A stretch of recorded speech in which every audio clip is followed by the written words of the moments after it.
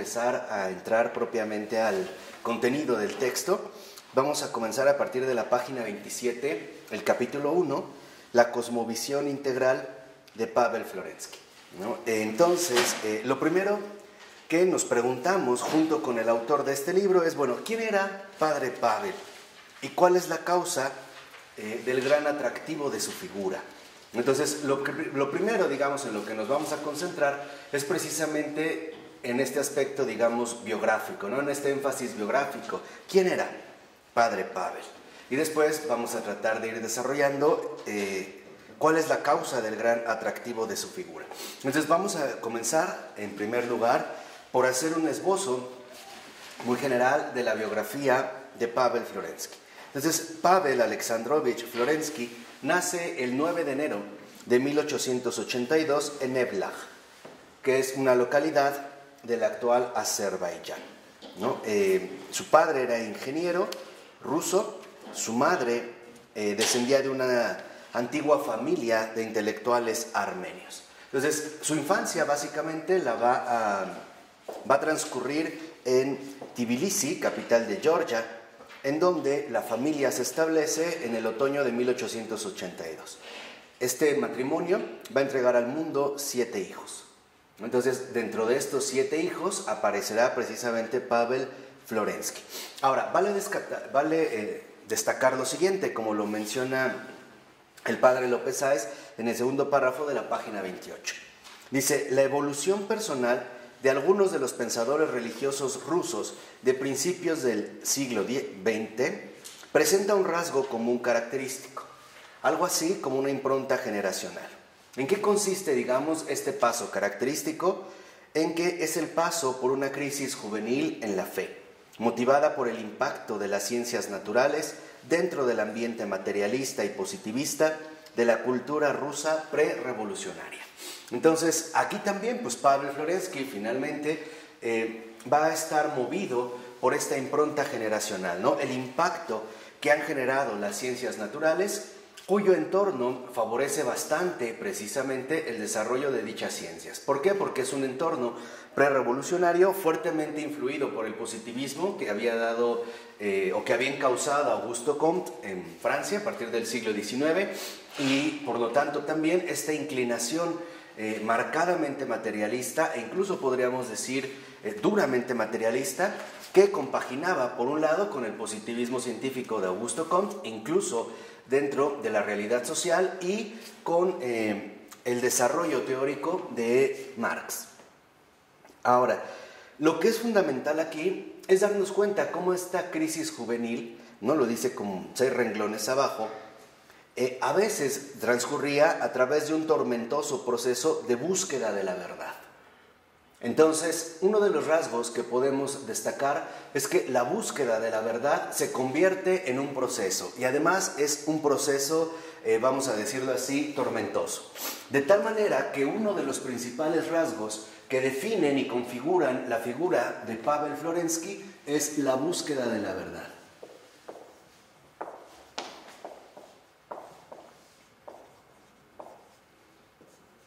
Y esta búsqueda de la verdad se transforma entonces en un proceso existencial. O sea, este proceso existencial no es otro más que el reconocimiento profundo de que solo a partir de esta búsqueda de la verdad es que se puede encontrar, digamos, el verdadero sentido de la vida misma. Y esto sin perder de vista que generaba en efecto un periodo profundo de crisis y de situaciones conflictivas. Entonces, lo que buscan, digamos, en general en esta generación es que a través de este proceso existencial se alcance un reencuentro con la experiencia religiosa. Entonces, este proceso existencial apunta a un reencuentro con la experiencia religiosa primigenia.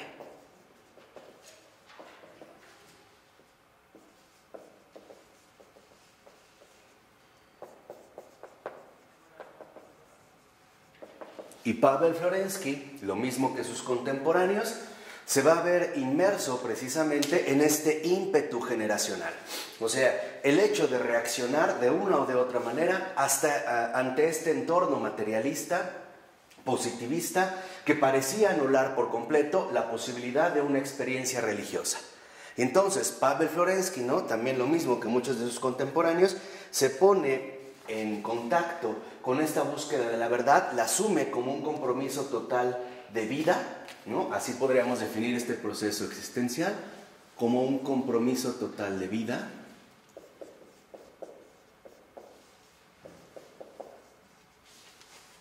Y sigue los pasos, finalmente, de este nuevo ímpetu.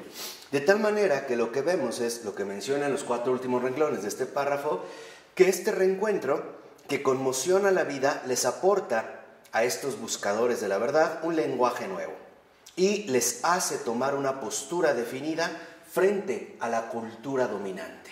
Y este es un rasgo también fundamental que no podemos pasar por alto. Este compromiso total de vida finalmente asume la forma de una postura definida ante la cultura dominante.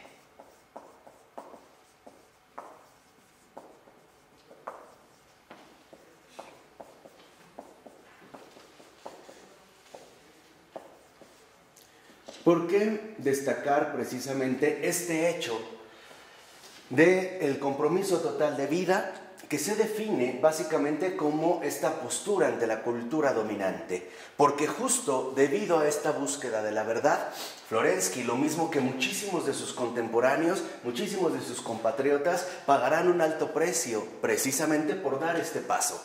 O sea, por asumir una postura definida ante la cultura dominante. El precio a pagar es, como mínimo, la cárcel. Y de manera incluso muchísimo más generalizada, la muerte. A través precisamente de salirse del sistema establecido, ¿no? Sobre todo ya cuando en la Revolución del 17 aparezcan los bolcheviques y se empiece a configurar el bloque soviético. Entonces aquí vale la pena resaltar que esta búsqueda de la verdad siempre conducirá de una o de otra manera a asumir una postura definida ante la cultura dominante. En pocas palabras, esta postura definida ante la cultura dominante es justamente uno de los aspectos centrales de la vida del creyente. Porque el creyente que busca la verdad no encaja ya dentro de esta red sistemáticamente establecida que de una u otra manera busca asfixiar precisamente la posibilidad de reencuentro con la experiencia religiosa primigenia. Y por lo tanto, por ejemplo, en la infancia sobre todo y la juventud de Florensky van a estar marcadas justamente por este proceso, ¿no? Lo vemos a partir del segundo renglón de la página 28. Dice, en sus memorias narra sus primeras experiencias, que solo en un sentido muy amplio podemos considerar como religiosas. Florensky, efectivamente, a falta de una explícita vivencia creyente familiar, creció en un clima de intenso contacto místico con la naturaleza, que alimentó lo que él llamaría su propia cosmovisión infantil. Entonces, aquí vemos que esta postura definida ante la cultura dominante también nos lleva a la adquisición de una cosmovisión.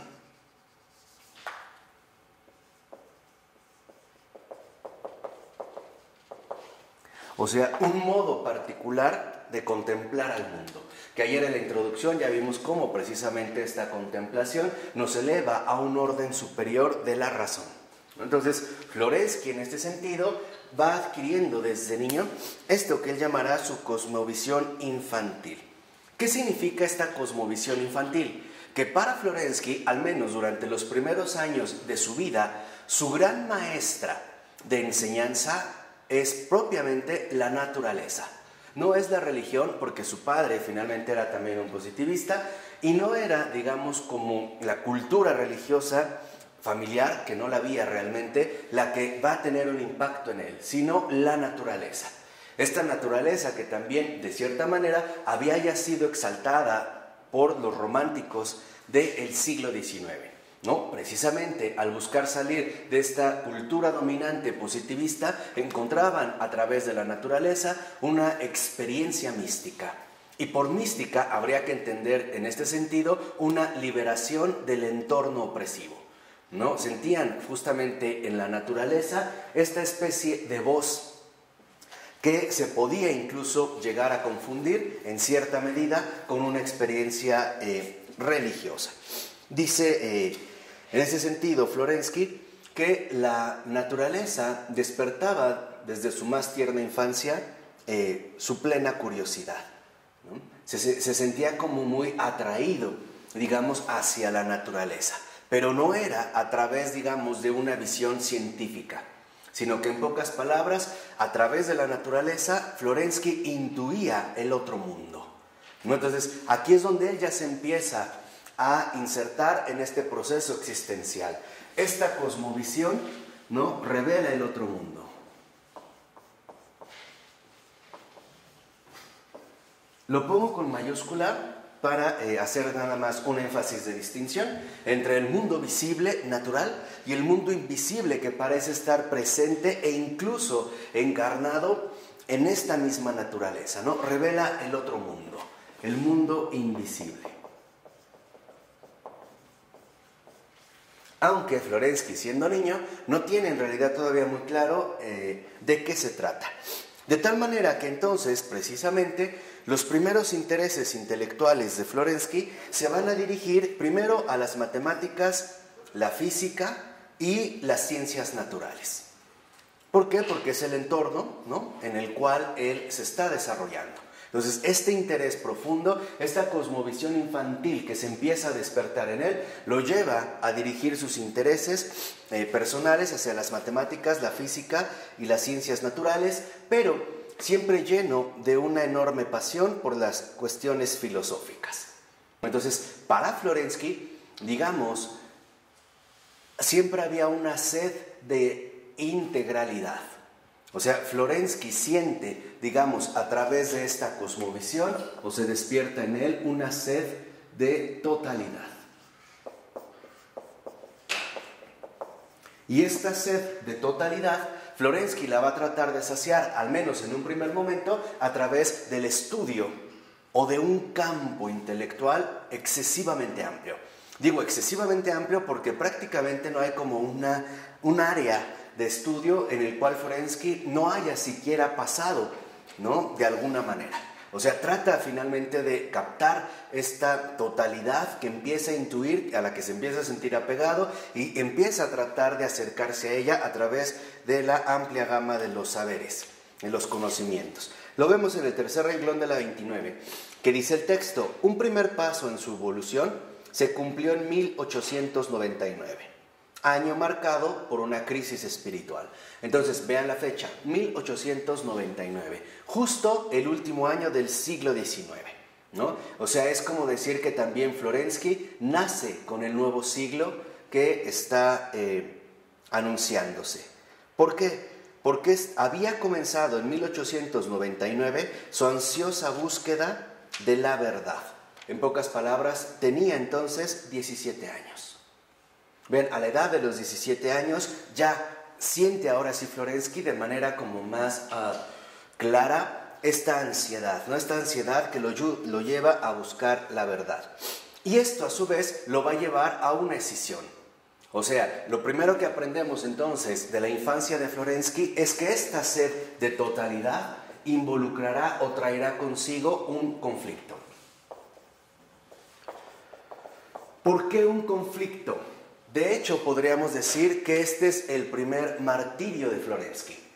Martirio en el sentido de testimonio de la verdad. ¿Se acuerdan lo que ayer decíamos? Ser en el mundo predicadores de la verdad. Entonces, la primera predicación que Florensky ofrece, sin ser consciente todavía de ello, a la tierna edad de 17 años, o sea, un adolescente prácticamente todavía, es entrar en un conflicto real. ¿En qué consiste, digamos, este conflicto? ¿O cuál es el centro mismo de este conflicto? Romper, precisamente, con el entorno en el cual hemos crecido. Este es el primer paso en la ruptura. Entonces, esta sed de totalidad y conflicto involucra también una serie de rupturas. Por eso, uno de los aspectos que podemos entender es cómo Florensky, prácticamente desde adolescente, desde muy niño, sabe bien lo que escribe, porque lo ha experimentado de manera cabal. O sea, este continuo proceso, ¿no?, de ir muriendo a sí mismo, ir finalmente despojándose, incluso a veces con dolor, del entorno dominante que de alguna u otra manera nos ha formado. ¿Y por qué? Porque Florensky va a percibir o va a experimentar este conflicto a través de la primera ruptura radical en su vida. Una lucha sofocante entre la visión científica, positivista y atea de la vida y su sentimiento infantil de comunión mítica con el mundo y con la historia. En pocas palabras, aquí tal parece que Florensky, en efecto, empieza a experimentar en lo más hondo de sí, de manera bastante dolorosa, la oposición tajante que se da entre cultura y culto. Acuérdense que uno de los propósitos fundamentales de Florensky es que la cultura finalmente se transfigure en lo que verdaderamente es culto. Entonces él va a identificar este culto con esta visión, con esta cosmovisión infantil que él tiene y la incompatibilidad con el entorno científico, positivista y ateo en el cual él vive. Ahora, fíjense, a partir de esta cuestión interior, en la 29 de lo que acabamos de leer, más o menos unas 2-3 renglones abajo, dice el texto que entonces Florensky experimentó finalmente, y citamos a Florensky, una revelación, un descubrimiento, una conmoción, un golpe que le hizo exclamar: no, sin Dios no se puede vivir. Entonces, aquí está, digamos, la primera intuición fundamental. ¿Cuál es esta primera intuición fundamental? ¿O cuál es, digamos, el contenido fundamental de esta primera intuición fundamental? Primero, lo que supuestamente se llama vida en este entorno histórico en el que vive no es tal. Ese es, digamos, como el primer contenido que él irá asimilando.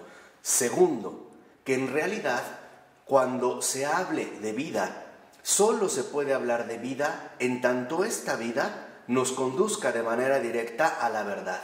Y no es una verdad abstracta, sino que en este sentido es una verdad viviente. Dicho de otra manera, todo entorno social que busque anular la presencia de Dios conduce directamente a la muerte. Por eso es que Florensky exclamará: no, sin Dios no se puede vivir. Entonces, ahora lo que vemos es que esta serie de rupturas parecen entonces dirigirnos de manera directa a la vida. Pero a esta vida que no consiste en el desarrollo superficial de la existencia humana, sino una vida que únicamente brota a través del encuentro con la verdad.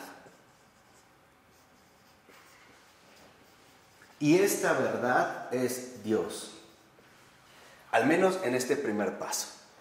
Todavía Florensky no ha desarrollado precisamente esta verdad vida en su plena manifestación trinitaria, en su esencia. Pero al menos ya identifica que esta vida dependerá en último término de un encuentro con la verdad. Y esta verdad es Dios. Entonces, si la cultura en la que él ha crecido anula la posibilidad del encuentro con Dios, para Florensky queda claro que entonces esta cultura lo que hace es anular la vida misma y por lo tanto generar una cultura de muerte, o sea, de mentira. En este sentido podríamos decir de falsedad. Por ello, lo que vemos 2 renglones abajo es que tras un periodo, tras un periodo de angustia y de desesperanza, ahí está esta crisis, esta purificación, ayudado por la lectura de Lev Tolstoy, que no es de León Tolstoy, creció en él la convicción de que la verdad no puede ser patrimonio de círculos elitistas separados, sino que la verdad es la vida. Entonces, aquí es donde nosotros encontramos la gran intuición infantil de Florensky. La verdad es la vida. La verdad conduce lo que nosotros hemos visto precisamente a la vida. Entonces, esta sed de totalidad, esta cosmovisión infantil está precisamente, por así decirlo, caracterizada por 2 fases muy importantes. La primera, una percepción de la verdad. O sea, esta verdad que desborda nuestros parámetros aceptables. O sea, esta verdad de que nos dice en pocas palabras que hay algo más de lo que vemos. Y hasta a través de esta percepción de la verdad, asimismo se eleva una intuición de que esta verdad apunta a algo todavía mayor, una vida, la auténtica vida. No solo se queda en la dimensión material en la que entramos en contacto, sino que esta verdad que es manifestada a través de esta cosmovisión nos anuncia la presencia de una vida, o sea, la presencia de Dios, ¿no? O sea, podríamos ponerlo a lo mejor en una dinámica tal vez más accesible, que Florensky incluye que en la creación nos lleva a su creador. Que no es una cuestión que esté, digamos, dividida, anulada o incluso separada.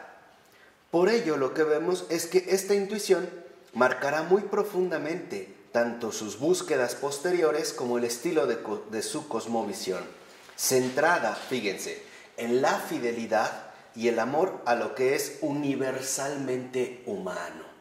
Entonces, este encuentro con la verdad y con Dios lo lleva ahora a Florensky a darse cuenta que el recorrido dentro de esta misma experiencia implica, primero, fidelidad. Podríamos decir, ¿fidelidad a qué? Pues precisamente fidelidad a esta verdad, cueste lo que cueste. Y por otro lado, un amor. Pero este amor, a diferencia de lo que podría ocurrir, digamos, en una especie de euforia sentimental o en una especie de exaltación afectiva, emocional, este amor ahora se descubre en su magnitud. Es un amor hacia lo universalmente humano. O sea, este amor está dirigido a todos los hombres de la tierra. No se limita a un mero círculo, por ejemplo, de conocidos allegados. Simple y sencillamente, el amor se revela, en este sentido, para Florensky, como una exigencia a todo lo universalmente humano. O sea, es verdaderamente, por así decirlo, el amor al prójimo. Entonces, si lo vemos, Florensky inicia precisamente, ¿no?, su itinerario espiritual a partir, primero, de la experiencia concreta del primer mandamiento, el amor a Dios. Lo primero que nos dijo es, no, sin Dios no se puede vivir. Y el segundo paso es el segundo mandamiento, o sea, el amor al prójimo. Este amor que ahora se derrama en todo lo universalmente humano. O sea, todo hombre está finalmente vinculado a este amor que se revela en Dios, en tanto verdad y por lo tanto en tanto vida. ¿Vamos? Para tratar, digamos, como de ir profundizando. Entonces, este amor hacia lo universalmente humano conduce a Florensky ahora a abrir por completo sus perspectivas, a reconocer que todo lo humano, o vamos a decirlo así, lo lleva a darse cuenta que cualquier persona, sea la nacionalidad que sea la religión que sea la vida que lleve, lo que quieran, está llamada finalmente a un encuentro con la verdad. Porque cada ser humano ha sido llamado a la vida, o sea, al encuentro pleno con Dios, o sea, al reencuentro finalmente con su Creador. ¿Vamos? Entonces, por ello es que para Florensky este amor que se extiende o se derrama hacia todo lo universalmente humano es lo que le va a dar finalmente el primer paso para este gran proyecto de comunión, que es lo que ayer habíamos visto precisamente, ¿no? Este gran proyecto de comunión significa que todo hombre, en pocas palabras, está llamado a la comunión con la verdad y por lo tanto a la comunión con la vida eterna. O en síntesis, todo hombre está llamado a experimentar el amor de Dios como santidad. Y aquí está, digamos, el primer vínculo fundamental que une y reúne a todas las naciones, a todas las culturas del mundo, a todos los seres humanos. Ya no hay restricciones, ya no hay, digamos, barreras que nos conduzcan a establecer criterios excluyentes. Entonces, lo que detecta finalmente Florensky es que el amor no es algo exclusivo, sino que el amor ante todo es un amor inclusivo, o sea, católico, universal.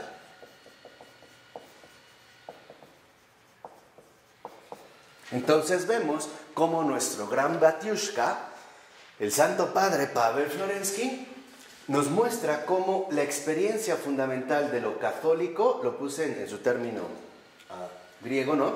Lo católico tiene ante todo la exigencia de la universalidad, es decir, la exigencia de la comunión, la exigencia finalmente de superar nuestras propias limitaciones, estrecheces, para que realmente podamos alcanzar este horizonte fundamental que solo Dios puede realizar, ¿no? ¿Por qué? Porque aquí podríamos decir, para hacer nada más un pequeño matiz etimológico, que no podemos ya seguir confundiendo entonces el amor con la dádiva.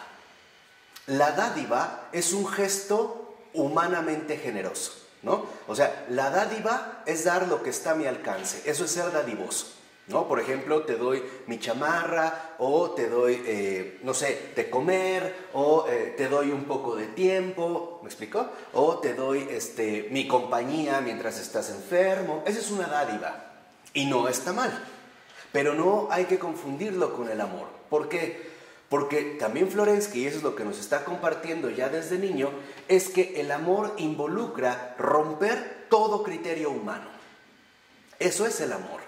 O sea, ¿qué es el amor? El amor es la manifestación plena de Dios en el mundo. Eso es el amor. No meramente quedarse con las dádivas. O sea, con aquellos criterios que humanamente nos definen o simple y sencillamente están precisamente a nuestro alcance. Entonces, Florensky se percata de que este amor inclusivo, católico verdaderamente, involucra la universalidad de la verdad a la que han sido convocados todos los hombres. Y por lo tanto, entonces, este amor verdaderamente universal es Dios. Y no la expresión, vamos a decirlo así, generosa o humanitaria de los propios hombres. Y aquí es entonces donde en Florensky aparece este amor católico universal como una intuición salvadora.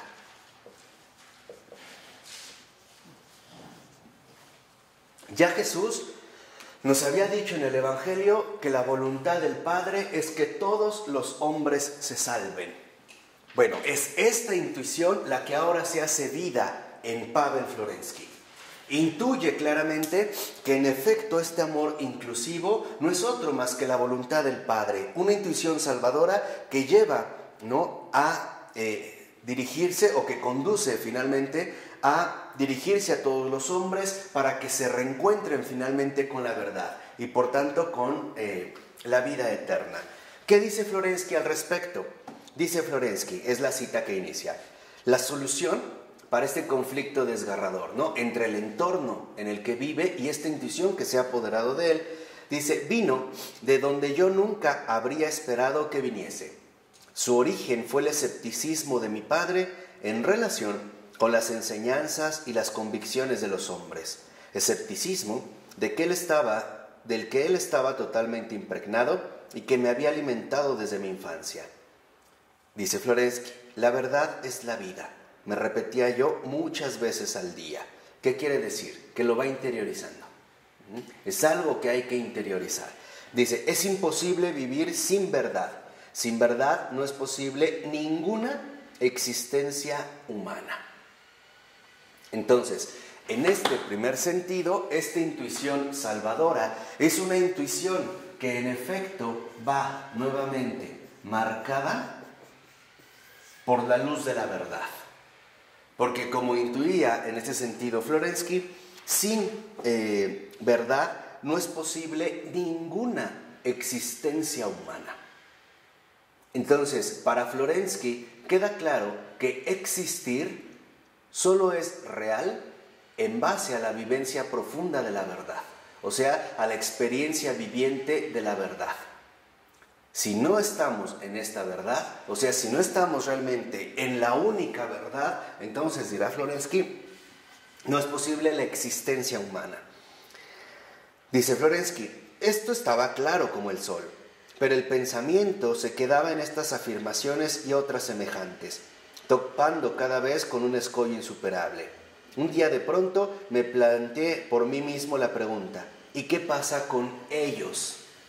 O sea, ¿qué pasa con los que no están en esta verdad? Vamos a tratar de enfocarlo en su contexto.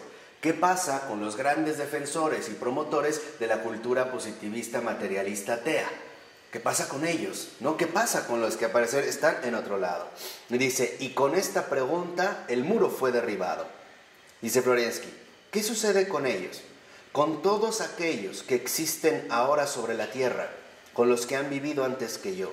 Todos ellos, los campesinos, los salvajes, mis antepasados, la entera humanidad, ¿acaso vivieron y siguen viviendo fuera de la verdad? Me atrevería a decir que todos esos hombres no poseyeron y no poseen la verdad y que por consiguiente no viven y ni siquiera son hombres. Entonces, aquí Florensky, en efecto, parece dar un paso decisivo. El hombre, en cuanto tal, solo alcanza su verdadera identidad y realización a través de la verdad. Cuando el hombre, por ejemplo, no está precisamente orientado por la verdad, entonces el hombre mismo dejará de ser un hombre. Pongamos un ejemplo muy sencillo para que vean la intuición profunda de Padre Pavel, que también es una intuición, por ejemplo, de pensadores contemporáneos como Alasdair MacIntyre o Charles Taylor. La intuición básica es la siguiente. Primera, ¿qué pasa si yo no me esfuerzo en realizarme en la verdad? Por ejemplo, si en mi trabajo no busco ser honesto, por ejemplo, lo que va a ocurrir es que entonces, justo por esta falta de compromiso, y lo que habíamos mencionado, por esta falta de fidelidad, entonces mi humanidad degenera. Me convierto en lo que realmente no soy. Por ejemplo, en alguien ventajoso o convenenciero, ¿no? Entonces, para Florensky, lo único que en realidad nos permite aflorar como lo que somos es la verdad. Entonces, lo que vemos es que para Florensky también esta intuición salvadora fundamental es, a diferencia de lo que seguimos pensando nosotros como contemporáneos, es que la verdad no es una cuestión superflua, sino que la verdad es sustancial para el desarrollo mismo de la vida. ¿De acuerdo? Entonces, este punto de verdad es capital y por eso es que lo vuelvo a repetir. Florensky intuye claramente, justo al inicio del siglo XX, que la verdad no es una cuestión secundaria o irrelevante para la existencia de los hombres, sino justo todo lo contrario. Sin la verdad, la existencia humana deriva en un extravío total. Entonces, la verdad no es una cuestión secundaria o irrelevante o incluso solo importante para algunos intelectuales. No, la verdad es, digamos, la orientación fundamental de la vida humana. A partir de aquí es que entonces Florensky empieza ya a desarrollar, empieza a madurar su cosmovisión integral. O sea, la cosmovisión que ya no tiene como divisiones establecidas, sino que empieza, ¿no?, finalmente a vivir una exigencia de integridad, o sea, acorde con esta sed de totalidad que muy pronto en su vida se había despertado. Entonces, en pocas palabras, lo que vemos que es el corazón mismo de su conflicto es la ruptura de la subjetividad. Porque esta es, digamos, la condición sine qua non o el principio fundamental de lo católico. La superación de la subjetividad. Entonces, esto que hemos mencionado es el núcleo mismo de este conflicto, constituye, por tanto, la superación de la subjetividad. y por lo tanto implica el ingreso paulatino, el ingreso finalmente estremecedor, atemorizante, de la objetividad que desborda, de esta objetividad de la cual ayer también nosotros habíamos hecho mención. Entonces, lo primero es que el gran punto, digamos, que Florensky da, o el gran paso que da en este punto, es que la superación de la subjetividad en Florensky se da a través del plano intelectual. ¿Qué significa que Florensky supera la subjetividad intelectual? Que la verdad no depende de sus juicios, que él no puede tener la última palabra. Y eso es lo que nos va a enseñar en la Teodicea. Este es justamente, ¿no?, el programa fundamental, el recorrido filosófico espiritual que Florensky nos va a enseñar. La superación de la subjetividad en un primer paso a través precisamente del plano intelectual. Y esto significa que la superación de la subjetividad nos conduce a abrazar la amplitud de lo universal. La superación de la subjetividad nos lleva entonces a abrazar la amplitud de lo universal.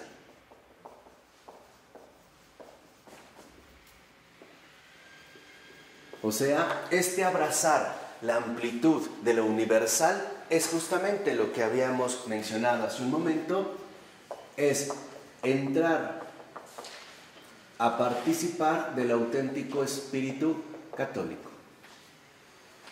Y aquí es donde encontramos, en efecto, la catolicidad. Porque tal parece que uno de los defectos en los cuales hoy hemos incurrido consiste en identificar lo católico, por ejemplo, con una situación regionalmente localizable. Por ejemplo, Roma y Occidente. Entonces, tendemos, por ejemplo, a dividir, acuérdense, como buenos occidentales que somos, a fragmentar la realidad, por ejemplo, entre católico y ortodoxo, ¿no? E identificarlos incluso con posiciones geográficamente localizables. Aquí se trata finalmente de superar los regionalismos, de dar un paso más allá incluso de las separaciones que geográficamente o culturalmente se pudieran establecer, ¿no?, para mayor comodidad o referencia. Florensky entonces empieza a formar parte de este auténtico espíritu católico que abraza la amplitud de lo universal. De tal manera que entonces ahora Florensky, y esto es también algo que no podemos perder de vista, no rechaza, ojo, no rechaza los intereses intelectuales que habían surgido en él. Intereses por la física, la matemática y las ciencias naturales. No, porque esto iría en contra precisamente del espíritu católico, ¿no? Sería, digamos, una traición, una falta de fidelidad a este encuentro con la verdad. Lo que hace más bien, por el contrario, es ahora asumir, por ejemplo, el estudio de la física, pero integrado a una intensa búsqueda religiosa. En pocas palabras, lo que vemos es que ya Florensky aprende a superar las divisiones, sean las que sean, vengan de donde vengan. Esta superación de las divisiones consiste en que, por ejemplo, al dedicarse ahora al estudio de la física, integra una profunda intensa búsqueda religiosa. O dicho de otra manera, Florensky se percata que la ciencia y la fe no están peleadas. Lo único que hay que lograr es su adecuada integración, ¿no? Y que era, digamos, como una postura que se consideraba al menos inaceptable. Inaceptable dentro de este entorno positivista, materialista, ateo, que buscaba la eliminación de cualquier experiencia religiosa. Y esto es algo fundamental también en nuestro comportamiento católico contemporáneo. Superar las divisiones. Ya no creer que se tratan, digamos, de aspectos absolutamente irreconciliables, sino buscar siempre abrazar la amplitud de lo universal. En ese sentido, les decía, Florensky empieza a estudiar física a los 17 años, pero lo hace a través de integrar una intensa búsqueda religiosa.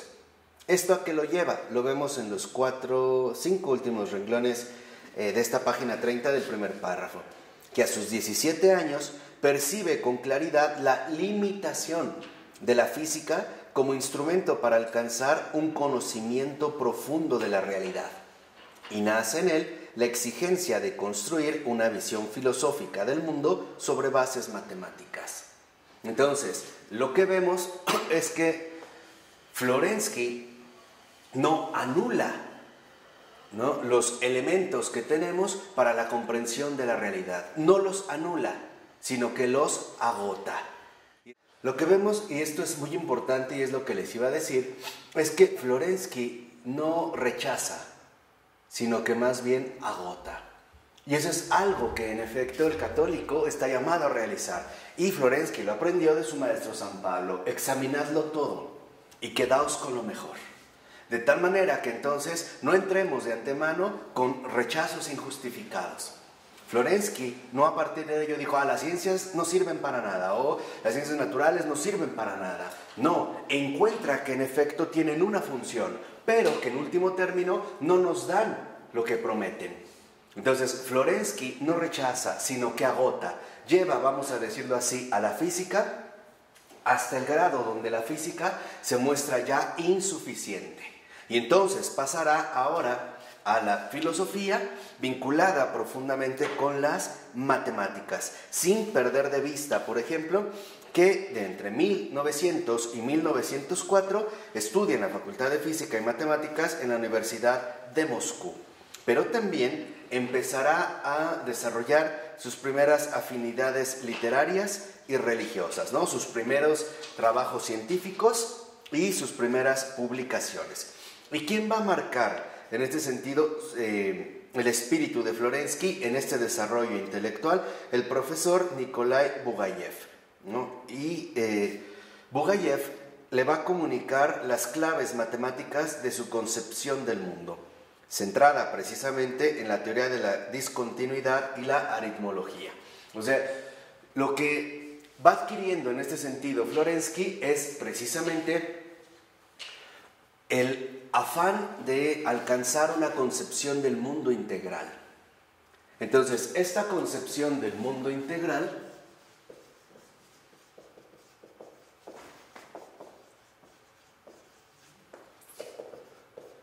dentro de esta concepción del mundo integral, lo que se busca es agotar los recursos, no rechazarlos, sino que en esta concepción del mundo integral, los recursos con los que se cuentan se van a buscar agotar, o sea, exprimir al máximo, ¿no?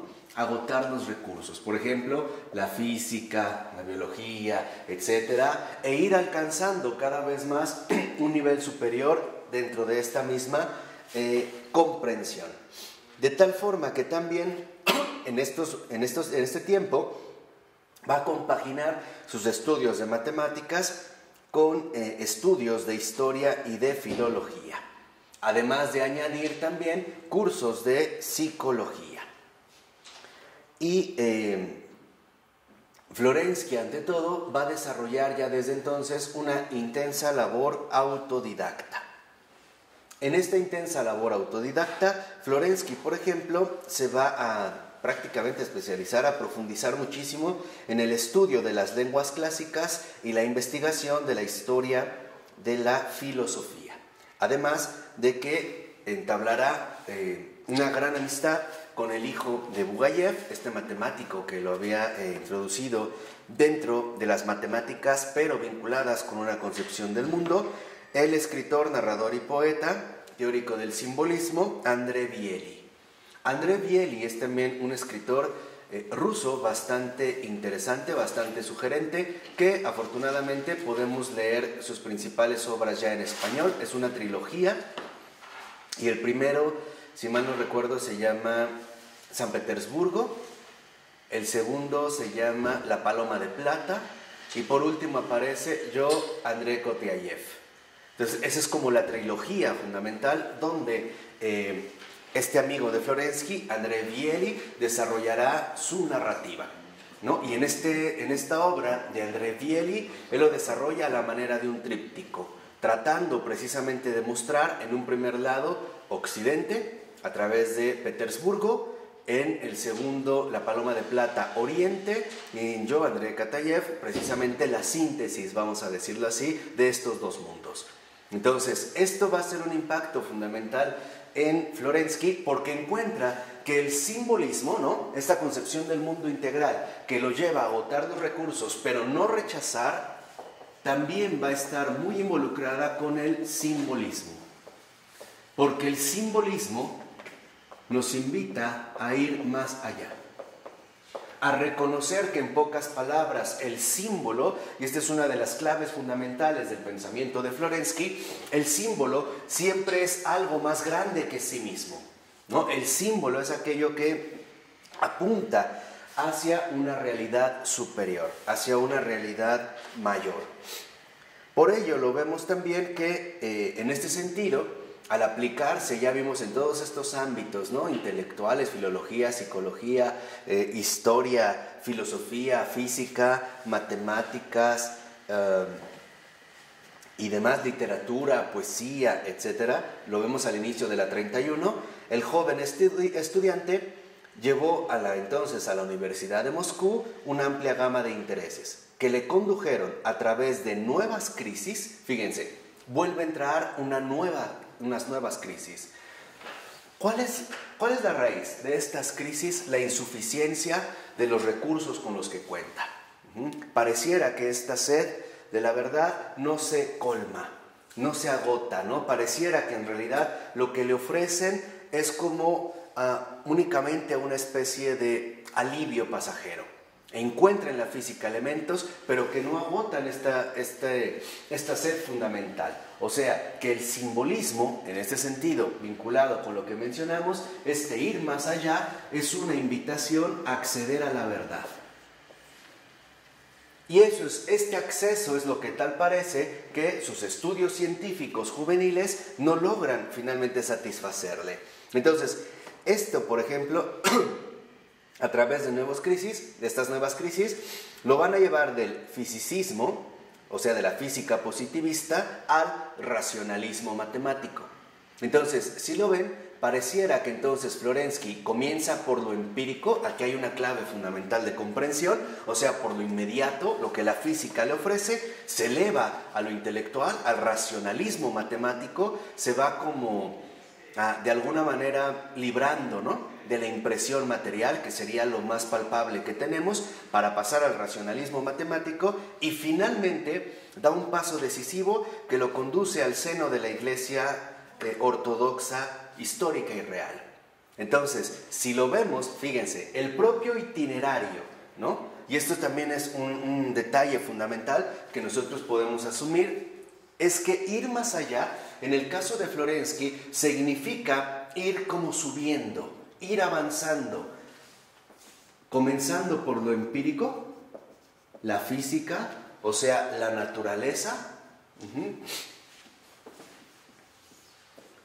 lo empírico que le ofrecía la naturaleza, pero cuya intuición, como ya mencionamos, parecía conducirlo a otra parte, pasando a lo racional, o sea, a lo no empírico. En este caso, por ejemplo, dado en las matemáticas, donde se empieza a ver una especie de crecimiento en la abstracción, y por último, llegando a lo espiritual. Y ya lo espiritual, precisamente, ¿no?, accediendo al seno, en este sentido, de la Iglesia ortodoxa. ¿Qué quiere decir? A través del sacerdocio. O podríamos decir a través también de la inclusión en la teología. Entonces, lo que vemos aquí, y esta es como una pista que podemos entender muy bien, es que este ir más allá en este simbolismo, en este recorrido simbólico, no involucra, como podría parecer a primera vista, anular definitivamente lo empírico y lo racional para acceder a esta zona etérea, extraña de lo espiritual.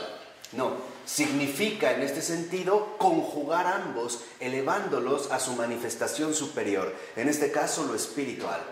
Porque lo espiritual precisamente sería la integración fundamental en la verdad, tanto de lo empírico ¿no? De lo fáctico que percibimos a través de los sentidos, como a través precisamente de todo aquello que tenemos la posibilidad de desarrollar a través de la razón.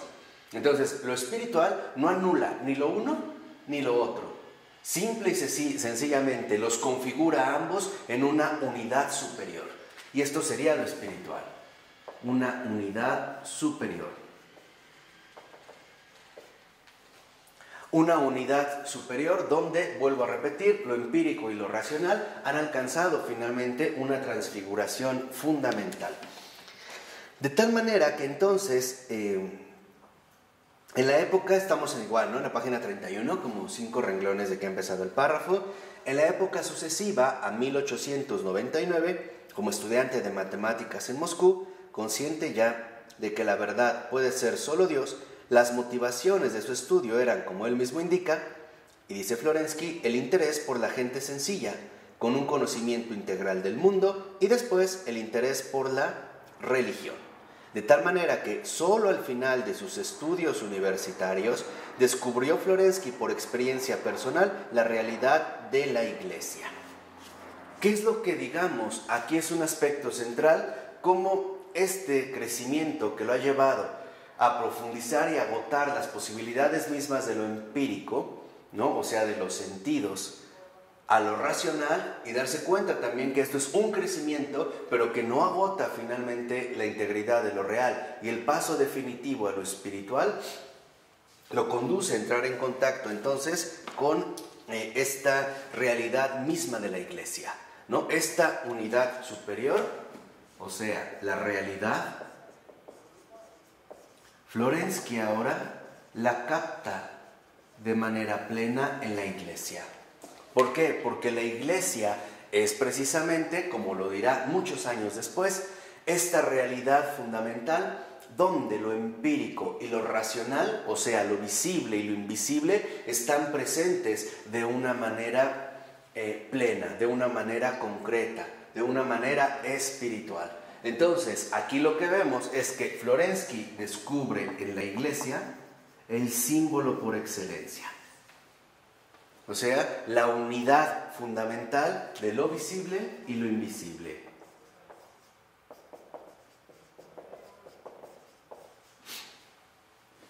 Y por lo tanto, al darse cuenta de que la Iglesia es ese símbolo vivo, donde se reúne lo visible y lo invisible, puesto que el símbolo nos invita a ir más allá y por lo tanto a la verdad, dirá finalmente Florensky, entonces en la Iglesia es donde está la verdad y por lo tanto ahí está Dios. Y si es verdad que sin Dios no se puede vivir como él ya está convencido, entonces sin la Iglesia tampoco es posible vivir. Ahí está la vida. Y por eso es que dará este paso hacia el sacerdocio. ¿Sí? Entonces, en este, digamos, recorrido, vean lo que le escribe a su amigo André Vieri, ¿no? Al escritor. Le dice, ahora comprendo perfectamente por qué con esta elección me alejo de todos y por qué antes, en ciertos momentos, me encontraba en desacuerdo conmigo mismo.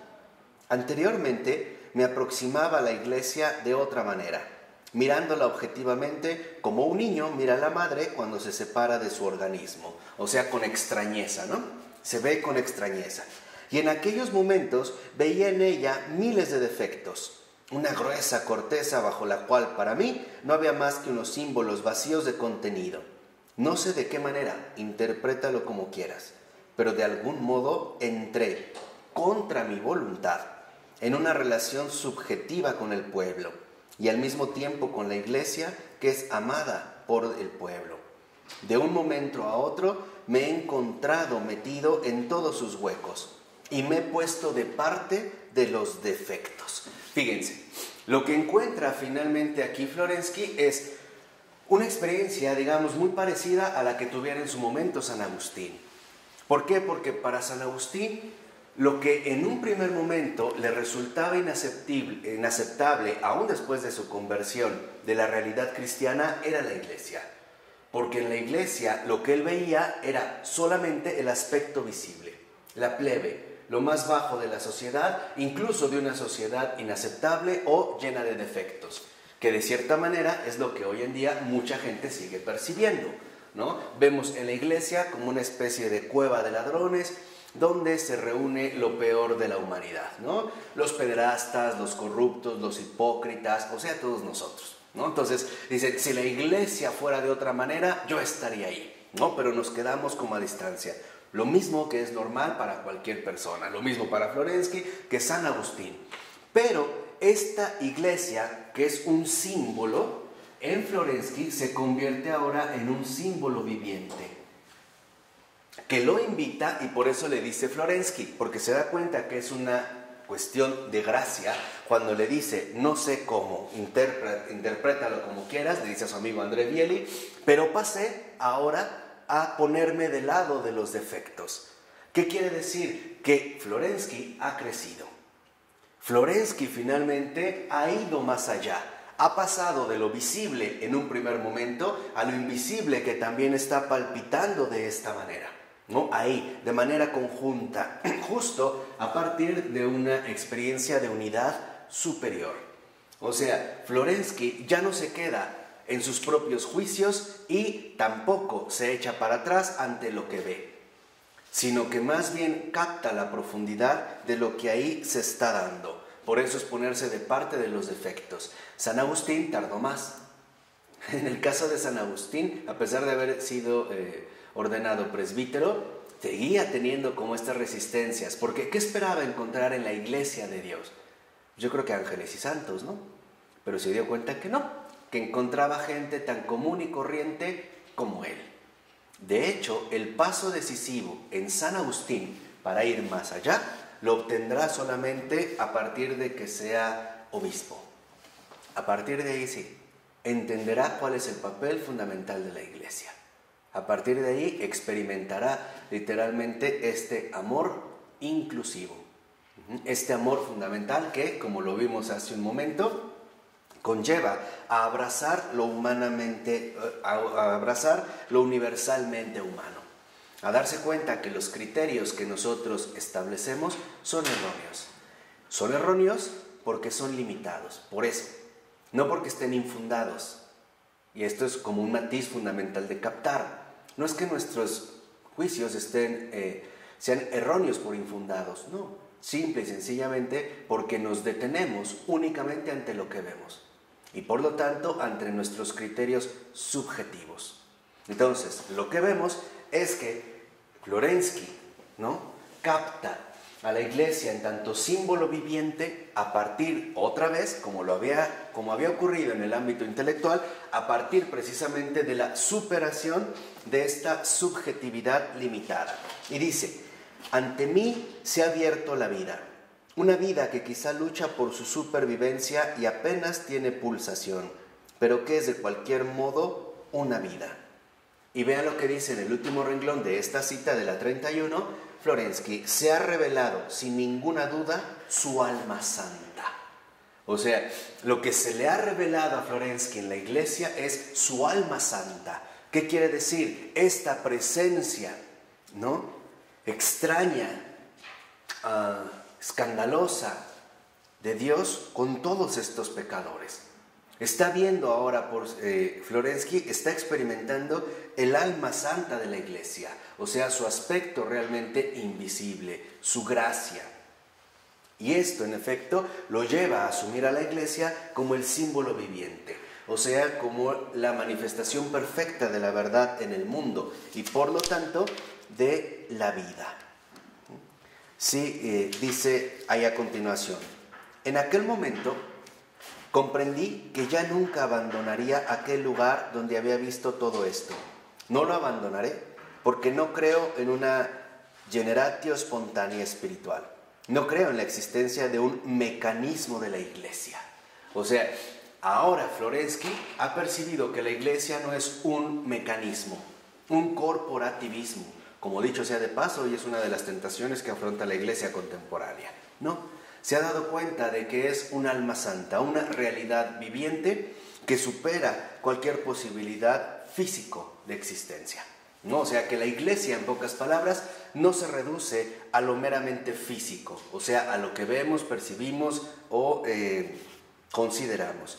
Dice Florensky, me he dicho, nuestra iglesia o es absolutamente un absurdo o debe haber crecido a partir de una semilla santa. O sea, Florensky, lo mismo que por ejemplo Chesterton, van a llegar a una conclusión bastante fundamental. Si la Iglesia no tuviera esta presencia invisible del Santo de los Santos, ya se hubiera acabado hace muchísimos siglos. O sea, si la Iglesia realmente fuera una organización humana, ya hubiera quebrado hace mucho, como cualquier otra empresa humana. Porque incluso los más grandes imperios, a pesar de que hayan sido considerados, ¿no?, los grandes imperios establecidos, cayeron. Y la Iglesia parece que no. O sea, hay algo invisible que la mantiene, ¿no? Hay algo que la conserva. Dice Florensky, yo he encontrado la semilla, y vean, y ahora la voy a hacer crecer. La llevaré hasta los santos misterios, no la traicionaré. Entonces vemos cómo Florensky ahora se da cuenta de que este símbolo viviente involucra compromiso, ¿no? Florensky lo mencionó cuando nos dice, bueno, yo he encontrado esta semilla y ahora la haré crecer. Por ello, mucho más adelante del texto, unas 500 páginas más o menos, nos dirá Florensky que el hombre que no da al mundo algo mejor de lo que encontró, no tiene justificación su existencia. Su existencia no está justificada. O sea, Florensky queda claro que el hombre que no da al mundo algo mejor de lo que ya encontró, no tiene justificación en su existencia. Entonces, aquí vemos este propósito fundamental de Florensky. Involucra un compromiso con esta verdad viva, esta verdad viviente que está aquí establecida, y por lo tanto también una fidelidad. O sea, cuando Florensky dice, no la traicionaré. No traicionaré a esta alma santa. Ahora vean lo que dice. Si es culpa mía el haber percibido bajo una corteza de suciedad, que es quizá para mí aún más espesa que para otros, porque me repugna, y vean, me repugna. Acuérdense que Florensky entró en esto contra su voluntad. No se está inventando nada. O sea, es contra su voluntad porque es un acto gratuito, una manifestación gratuita que la verdad le ha concedido, ¿no? La participación de esta realidad sobrenatural. Dice, la vida y la santidad, si es un pecado amar lo que es santo, entonces yo soy verdaderamente culpable ante todos aquellos que no piensan como yo. Entonces, lo que vemos es que en esta carta Florensky es perfectamente consciente del lugar que ahora ocupa, lo que habíamos mencionado al principio, ¿no? Vimos cómo en esta búsqueda nos lleva a asumir una postura definida ante la cultura dominante. Y él sabe que efectivamente, a través de esta decisión que él toma, a través de este compromiso, vuelve a aparecer la antinomia fundamental. Es un compromiso de aceptación, ¿no? Lo voy a poner aquí, compromiso de aceptación, pero que a su vez conllevará el rechazo de los hombres. Lo mismo que nos narró, que experimentó y que nos transmitió el gran John Henry Newman. Ustedes ven también la decisión dolorosa, ¿no?, conflictiva que él vivió en otras circunstancias, pero que en esencia es básicamente este paso. Al decidir o al darse cuenta que la verdad viviente estaba en la Iglesia Católica y renunciar a la Iglesia Anglicana, sabía que asumía un compromiso, pero que la misma cultura dominante no iba a tardar mucho en ajustar las cuentas con él, ¿no? Y por eso va a escribir su Apología Pro Vita Sua. O sea, este compromiso de aceptación lleva también, por otra parte, el rechazo de los hombres. O sea, ¿qué es lo que en efecto Florensky en este sentido nos está narrando? Y eso es algo que nos va a explicar también como 400 hojas más adelante en el texto, que cuando uno entra en comunión con la verdad, ya no encaja en el mundo de los hombres. Ya uno está como excluido, ¿no? Uno está fuera. Adrian von Speyer también nos lo dijo, ¿no? Uno está ya viviendo entre el cielo y la tierra, ¿no? Uno está como desfasado, porque uno no está completamente en el cielo, pero tampoco está arraigado ya en la tierra. Entonces, lo que vemos, y esto es algo también muy importante de tener en cuenta, es que Florensky no niega que podamos incluso sentir repugnancia ante esta iglesia. No lo niega. Lo único que insiste Florensky es que esta repugnancia es debido a nuestra falta de compromiso con la verdad, o sea, al no querer ir más allá. ¿Sí? ¿Se queda claro? O sea, el quedarme, como hoy diríamos, únicamente en las apariencias. Ahora seamos honestos, en nuestra cultura esta actitud no solo se dirige de manera particular a la iglesia, se dirige a cualquier hombre en particular. Y el caso más sencillo lo tenemos en esta nefasta frase de como te ven, te tratan. No queremos ir más allá. O sea, incluso, por ejemplo, en este culto idólatra a la corporalidad humana, ¿no? O sea, el hecho de que una figura femenina ostente ciertas curvas o cierta curvación cultural, corporal, entonces nos lleva a darle ya un estatus dentro de esta cultura de superficies.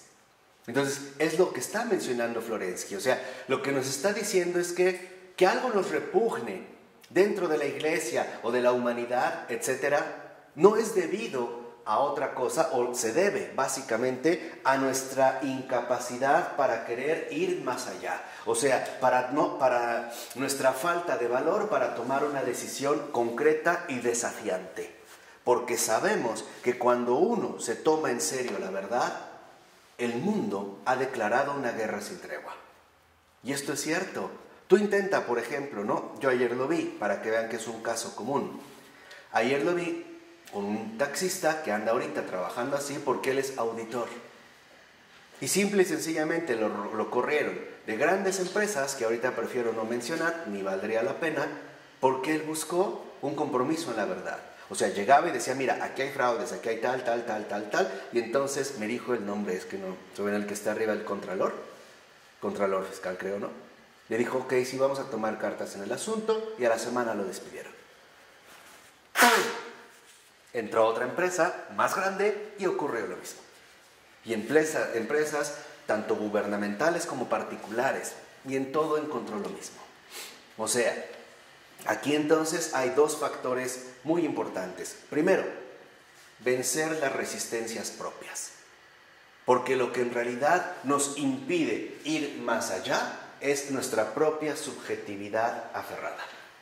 Es eso. El prejuicio es aferrarse a sí mismo. Y ahí es también donde interviene la otra ruptura, ¿no?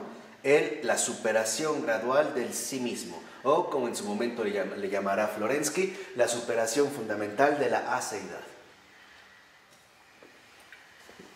Entonces, esto es por una parte. Y por otra parte también, Florensky nos recuerda que este paso fundamental de querer ir más allá no es otra cosa más que una profunda voluntad de comunión. Y eso es lo único que se requiere para este compromiso de aceptación. Profunda voluntad de comunión.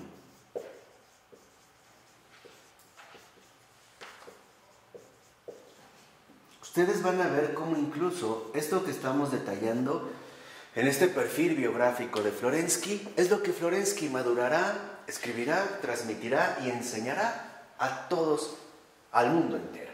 Esta profunda voluntad de comunión. Entonces, el ir más allá y la verdad, en tanto verdad, el ir más allá hacia la verdad viviente, se reduce de manera extraña quizá a un simple acto voluntario. Todo dependerá, como diría Maurice Blondel, en este filósofo católico, siglo XIX, final del siglo XIX y XX, principios del siglo XX, todo se va a dividir a una simple disyuntiva en la voluntad, sí o no. No hay como posturas, vamos a decirlo así, negociadoras, ¿no? O intermedias entre las cuales podamos quedar. Es un sí o no. Realmente está una profunda voluntad de comunión que me lleva a ir más allá de lo que yo mismo estoy convencido o aceptado o no. Hay apertura, hay catolicidad o hay cerrazón. O sea, hay negación, división, separación, o sea, anticatolicidad. Entonces, esta verdad, esta profunda voluntad de comunión, se sintetizará como, lo dijera hacia el final de su libro, La Acción, que es un libro bastante bueno, bastante serio, del injustamente olvidado Maurice Blondel, en La Acción, sí o no. Incluso, Blondel le da todavía un matiz metafísico mayor cuando dice ¿existe o no existe? De eso dependerá todo lo demás.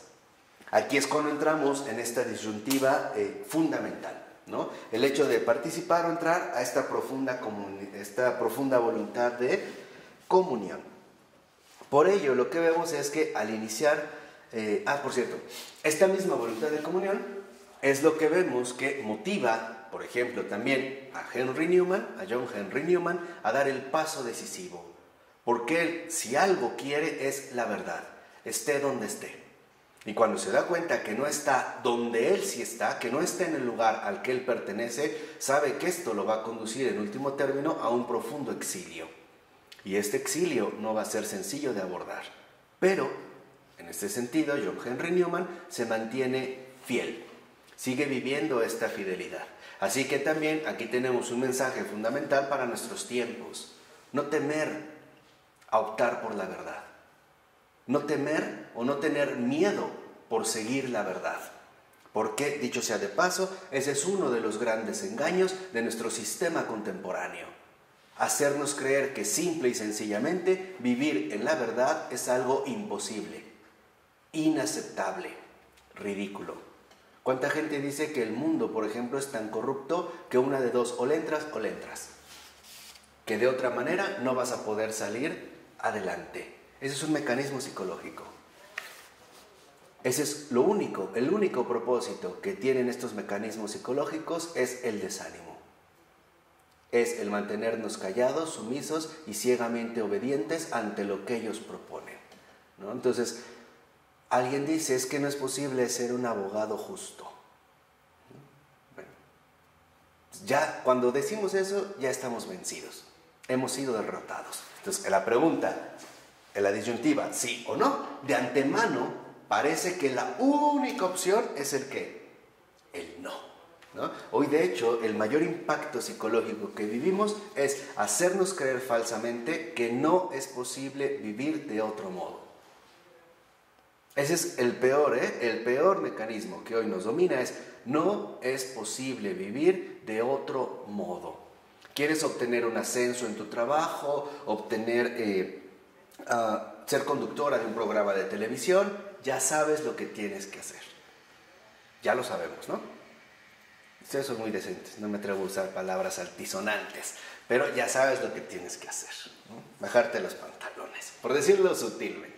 Ok, entonces, ahora lo que vemos en este sentido importante es que lo que capta Florensky es precisamente en la iglesia esta intuición de la verdad viviente, o sea, este símbolo, ¿no?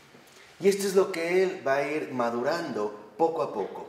Ahora, si lo vemos en la 32, en el segundo párrafo, más o menos a la mitad, dice el texto: decisivo fue el encuentro del joven estudiante, o sea, el padre Pavel Florensky, con el obispo Starek Antonich. Starek, en griego, es como el director espiritual. El Starek es como la figura espiritualmente de autoridad, ¿no? Un Starek es al que yo me acerco a pedir consejo. Y ante todo, los Starek funcionan y siguen más bien apareciendo como servidores del prójimo. Ayudan al prójimo a irlo encaminando justo por el buen camino y por lo tanto prevenirlo contra posibles desviaciones. Entonces, este es, digamos, un encuentro decisivo, pero más todavía con el Starek Isidor, o sea, el Santo Padre Isidor. Florensky va a escribir un relato precioso, extraordinario, del Santo Padre Isidor que titulará La sal de la tierra. Y siempre, digamos, en este sentido, Florensky se consideró su indigno hijo espiritual. Entonces podemos decir que para Florensky este encuentro con el Starek Isidor, con el Santo Padre Isidor, en la Laura de la Trinidad de San Sergio, es, digamos, como el encuentro decisivo encarnado con la verdad viviente. Porque ahí Florensky se da cuenta de que, a pesar de que él veía la corteza repugnante de esto que se llama iglesia, también se da cuenta de que dentro de esta misma iglesia aparecen fenómenos tan extraños como los santos. Y entonces Florensky después lo que en efecto va a narrar es que la santidad, una, sí es real, dos, es posible, y tres, está al alcance de todo ser humano. Y él precisamente se va a basar en el Santo Padre Isidor, ¿no? Y él lo que va a ir narrando es como su perfil espiritual. Es un librito muy pequeño, pero que trata de ir precisamente a lo fundamental de esta presencia santa, ¿no? De esta, digamos, presencia de iglesia. Entonces, él empieza a percibir, Florensky, que es bastante notorio que en la iglesia se dé algo tan extraordinario que al mismo tiempo comparte el mismo espacio y lugar con algo tan repugnante. ¿Qué quiere decir? Que en efecto Florensky se da cuenta de que este símbolo, ¿no?, viviente que es la iglesia, exige un esfuerzo de reconciliación.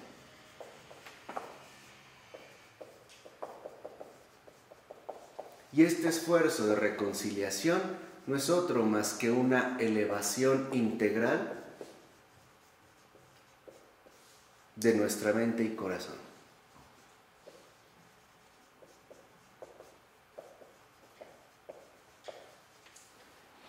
Y aquí encontramos también uno de los rasgos fundamentales de la percepción del padre Pavel Florensky.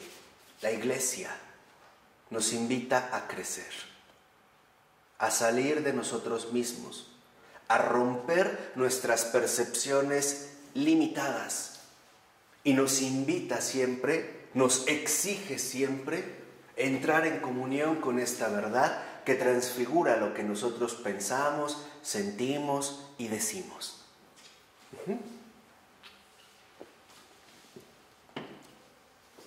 ¿De acuerdo?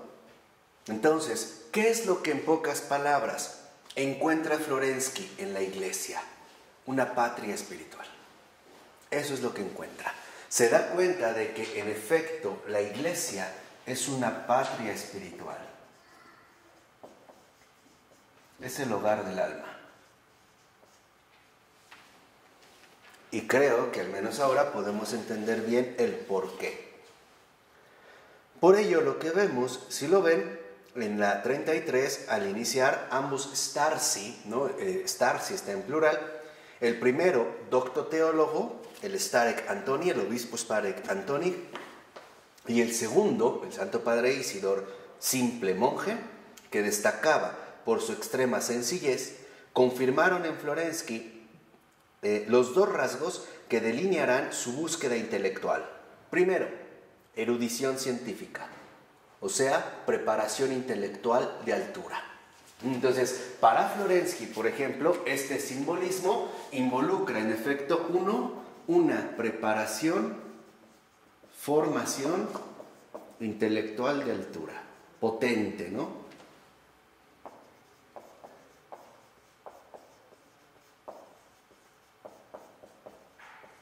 O sea, un crecimiento del pensamiento.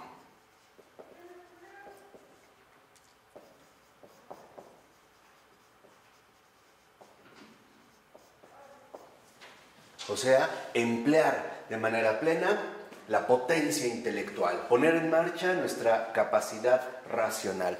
Pero, por otra parte, también lo que va a delinear esta búsqueda es siempre la sencillez, ¿no? La sencillez fundamental de las expresiones del pueblo.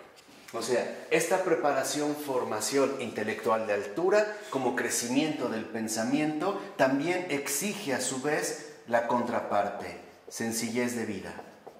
Nada de poses intelectualistas de superioridad.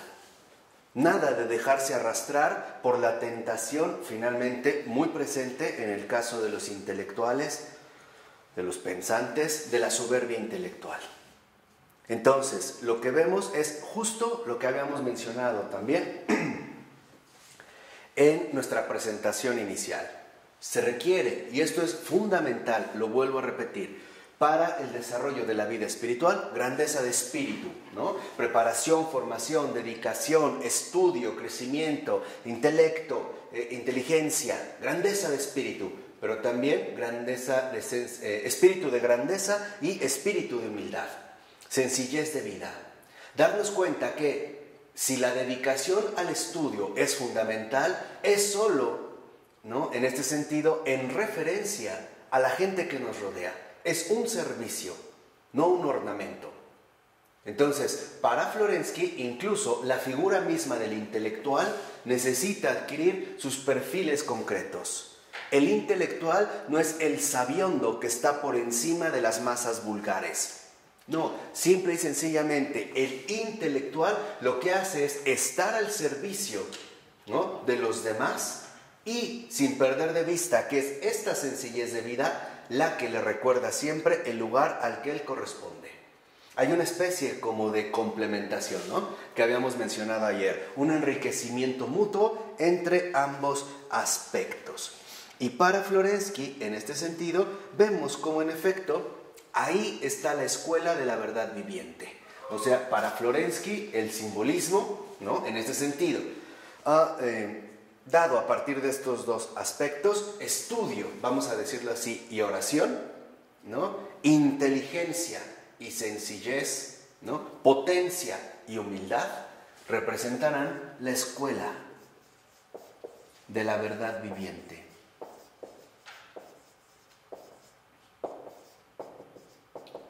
Por ello es que yo ya desde hace mucho tiempo les dije que el cristiano tiene que estar perfectamente bien capacitado. Tiene que desarrollar, ¿no?, su potencialidad intelectual. Tiene que estar a la altura de las exigencias, sobre todo de los tiempos presentes, pero sin olvidar la sencillez de vida, que es su base fundamental. No olvidarse que no estudia, o sea, que estudia no para presumir, sino para servir.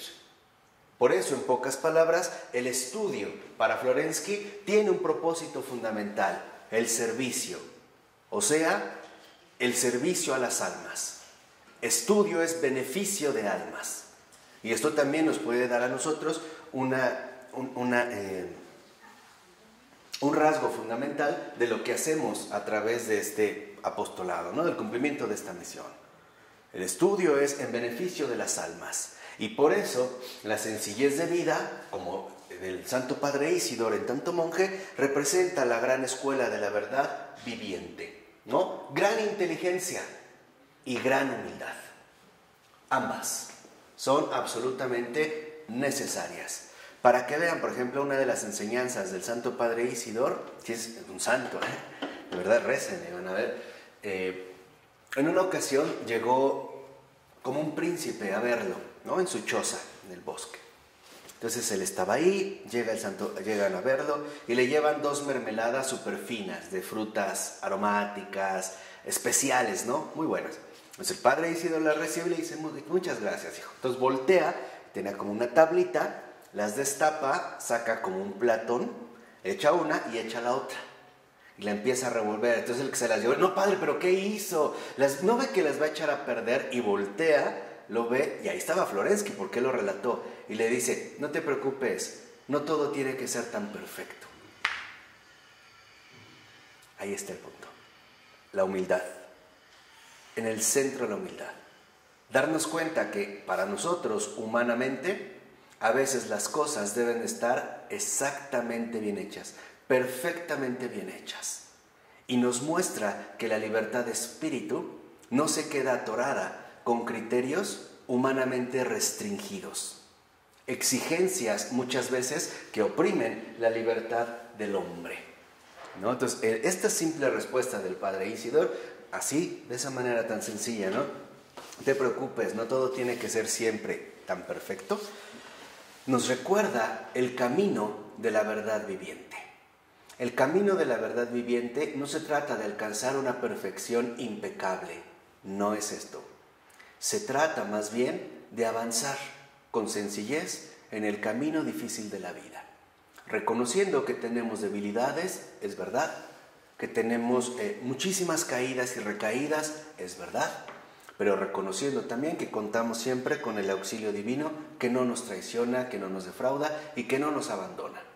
Entonces es caer y levantarse, ¿no? San Benito, por ejemplo, lo resumía muy bien diciendo que todo está en no desesperar jamás de la misericordia divina. Y San Bernardo, que es un gran hijo de San Benito, decía, todo depende de la miseria y misericordia, en esta misma conjunción. Entonces, trabajar en la sencillez de vida, pero también trabajar en el estudio a través de esta gran escuela de la vida.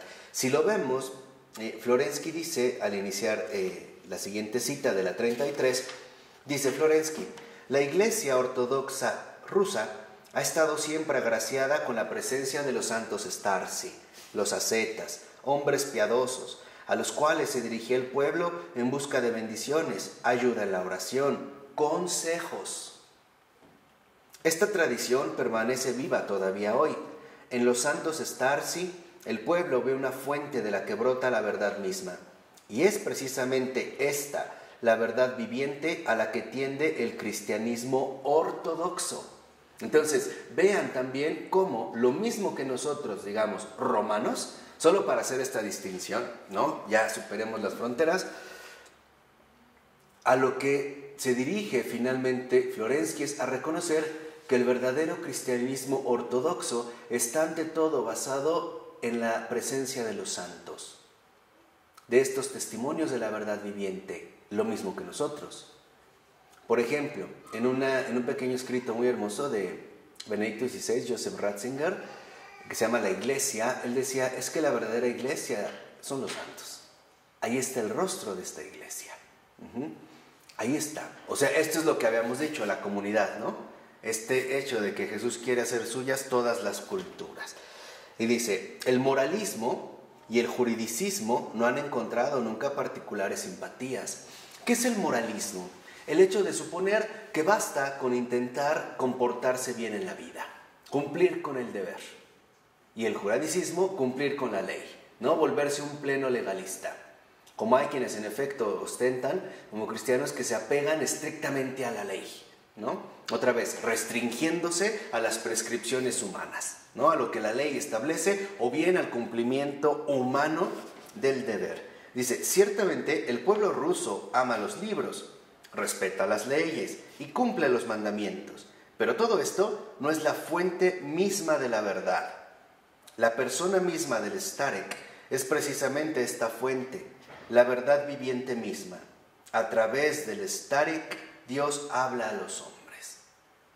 Y este es, digamos, precisamente el único propósito de la escuela de la verdad viviente, que Dios hable a los hombres. Ese es el propósito, ¿no? Dios habla a los hombres. Y aquí podríamos encontrar un aspecto fundamental. ¿Cómo es que Dios le habla a los hombres? Pues a través de la santidad. A través de su luz, su sabiduría, su consuelo, santidad. Ay, caray, ya lo estoy escribiendo en otra cosa. A través precisamente de la santidad. Esa es la manera en la que Dios habla a los hombres. A través de consejos luminosos, de indicaciones precisas, de una compañía consoladora, de una presencia confortante, a través de ahí. Por eso va a decir Florensky, sí, todo lo que está escrito en los libros es verdadero, fíjense. Todo lo que está escrito es verdadero, pero yo acudo al Batiushka cuando necesito una palabra de vida. Entonces, aquí Florensky da un paso extraordinario. Se percata de que todo lo que está en los libros es verdadero, pero nosotros necesitamos palabras de vida. Y estas palabras de vida solamente se dan a través del contacto con un santo. O sea, un santo es el que se ha tomado en serio la verdad. Ese es un santo. El que se ha tomado en serio la búsqueda de la verdad y la ha asumido como algo que compromete todo el curso de su existencia. Eso es lo que lo va a definir. Esa es la apertura fundamental para que Dios hable a los hombres. Ahí aparece entonces la figura del santo y debemos nosotros también, de verdad, de todo corazón, pedirle al Señor que también nos transforme en verdaderos batiushkas, en verdaderos compañeros de almas. ¿Por qué? Porque el libro ayuda, pero una persona consuela. Una persona revela una presencia, un libro no. Un libro nos puede dar, por ejemplo, algo, pero cuando aparece alguien, todo se transforma. Es como si tuviésemos una persona cercana, un amigo, que falleció su padre o su madre o su esposa o su hijo, y llegáramos y le diéramos un libro filosófico, el que quieran, acerca de la muerte. Ahí se ve que en realidad el libro no tiene este efecto. Entonces nosotros estamos llamados a ser presencias vivas. Y esa es la santidad, presencia viva.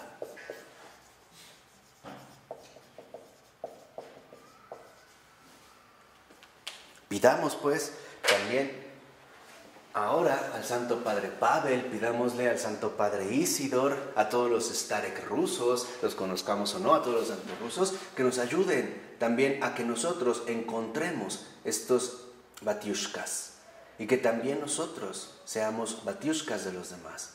¿Para qué? Para que logremos alcanzar esta comunión que el Señor quiere realizar, sobre todo en el mundo de hoy, a pesar de lo que nos digan. Porque acuérdense que para los hombres es imposible, pero para Dios todo es posible. ¿De acuerdo? Ok. En nombre del Padre, del Hijo y del Espíritu Santo. Amén. Pues muchas gracias.